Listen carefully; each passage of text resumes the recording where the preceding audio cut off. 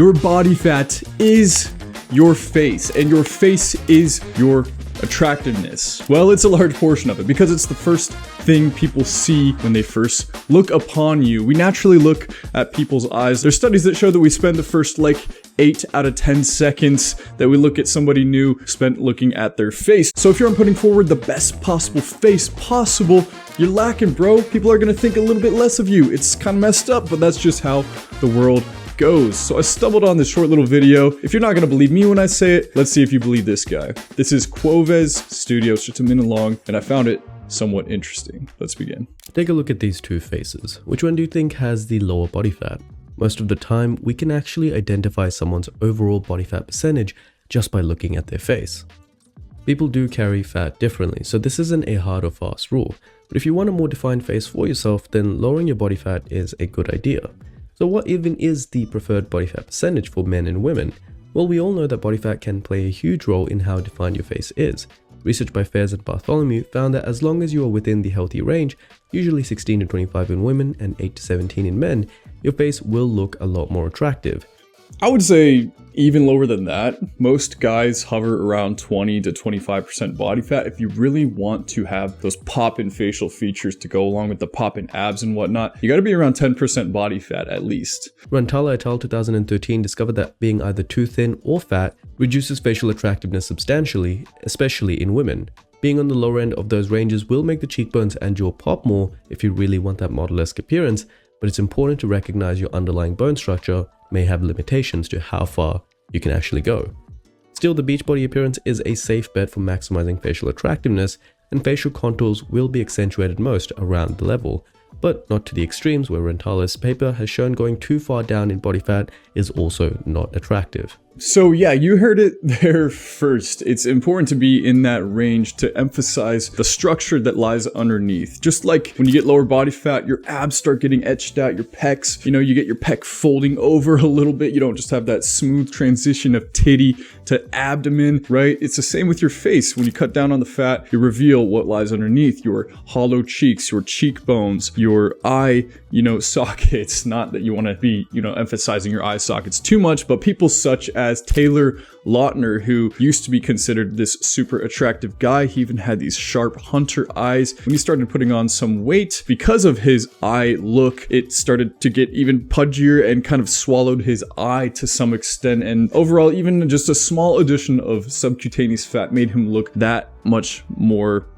bloated, for lack of a better term. And time again, studies have shown that there's no such thing as spot treatment when it comes to losing body fat. You can't just do a bunch of crunches to lose, your belly fat and show your abs. It's all or nothing. It's either you're losing fat completely or you're not losing it at all. An example I love to give is my friend Colin Smith. He goes by Large Badge on Instagram. He was super overweight and he documented his weight loss and how it affected his face. So I'm going to show you this real quick. Let's go gambling! Come on, Damien. Come on, Damien.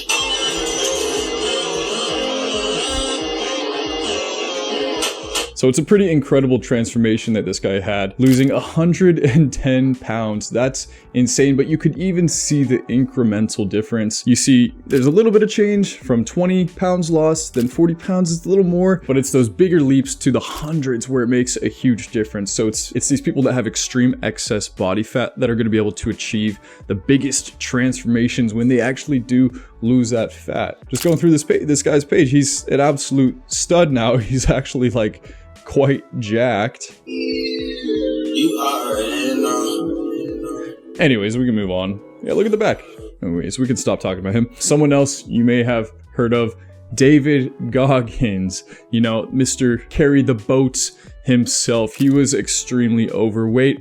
I think he lost 70, 80 pounds to join the Navy SEALs and went from looking like this to looking like this. And every person would admit that he's better looking when he has a nice, slim, slender face. So what can be done to lose that stubborn face fat, right? Well, unfortunately, there's no big shortcuts. Well, I guess there is Ozempic, but I'm not a medical expert. I'm not qualified to be talking too much about that. The good old-fashioned and old reliable way of doing it is none other than calorie deficit. This is consuming less calories than calories that you take in. So basically, you figure out what your basal metabolic rate is.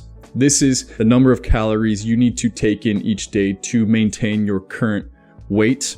You can do that by just typing in BMR calculator on Google and then type in all your info and press enter. Mine is around 2600. It might be a little different for you depending on your weight, age, gender, right? Then you want to curate a diet that is at least 300 calories below that BMR. If you want to take a little further, you could go up to as much as 600 or 700 below that, but then it can get a little dicey. You're messing with your hormones a little bit, and this is considered more of a crash diet. So 300 or 400 calories is kind of the safe zone. This is going to put you in position to be losing about 1 pound of body fat each week. Then you just stick to this diet for as long as it really takes, and little by little, you'll be shaving away at that excess body fat. Of course, you can supplement this by going in the gym and working out. You're gonna lose a little bit of calories as well going in and doing exercises, but you can't outwork a bad diet. You can go in and, be working out as hard as you possibly can, but if you come out and you're eating cheeseburgers and donuts and all this kind of shit, you're not gonna get the results that you want. You might build a little bit of muscle, but you're not gonna shave away that body fat. So if you wanna know the best foods to eat and the best training to do to achieve this type of weight loss, I have a program you can check out. It's super inexpensive. It's called the 72-hour meal model. I'll link that down below if you're interested and want to be handheld through the whole process. This will also help you glow up in all other realms of your life, physically, mentally, style-wise, hair, skin, all of it. And one last thing that can help you achieve more defined facial features is actually training your facial muscles themselves. And the best way of doing that is simply